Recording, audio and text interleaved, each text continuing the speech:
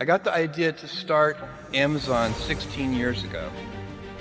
I came across the fact that web usage was growing at 2,300% per year.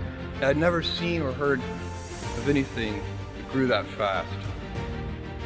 The idea of building an online bookstore with millions of titles, something that simply couldn't exist in the physical world, was very exciting to me. I just turned 30 years old, and I'd been married for a year. I told my wife, Mackenzie, that I wanted to quit my job and go do this crazy thing that probably wouldn't work, since most startups don't, and I wasn't sure what would happen after that. Mackenzie, also a Princeton grad and sitting here in the second row, told me I should go for it. As a young boy, I'd been a garage inventor. I'd invented an automatic gate closer out of cement-filled tires, a solar cooker that didn't work very well out of an umbrella and aluminum foil, baking pan alarms to entrap my siblings. I'd always wanted to be an inventor, and she wanted me to follow my passion. I was working at a financial firm in New York City with a bunch of very smart people, and I had a brilliant boss I much admired. I went to my boss and told him I was going to start a company selling books on the internet. He took me on a long walk in Central Park, listened carefully to me, and finally said, "That sounds like a really good idea, but it would be an even better idea for someone who didn't already have a good job." That logic made some sense to me, and he convinced me to think about it for 48 hours before making the final decision. Seen in that light, it really was a difficult choice, but ultimately, I decided I had to give it a shot. I didn't think I'd regret trying and failing, and I suspected I would always be haunted by a decision to not try at all.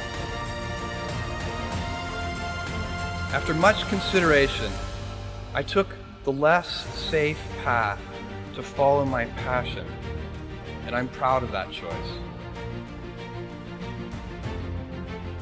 Tomorrow, in a very real sense, your life, the life you author from scratch on your own, begins.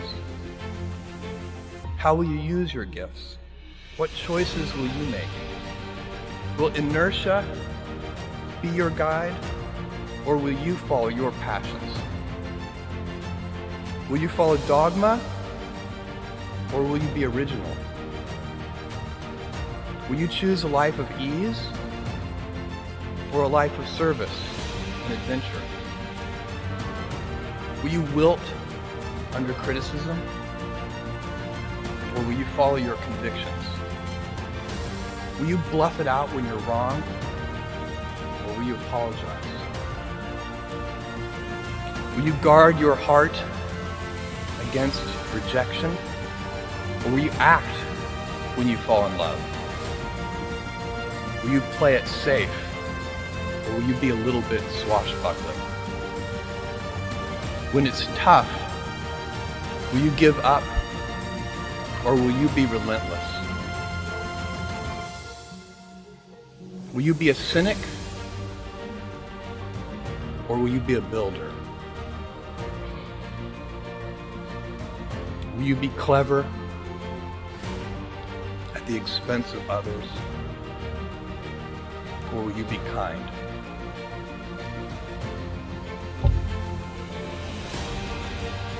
I will hazard a prediction. When you are 80 years old, and in a quiet moment of reflection, narrating for only yourself the most personal version of your life story, the telling that will be most compact and meaningful will be the series of choices you have made. In the end, we are our choices. Build yourself a great story. Thank you and good luck.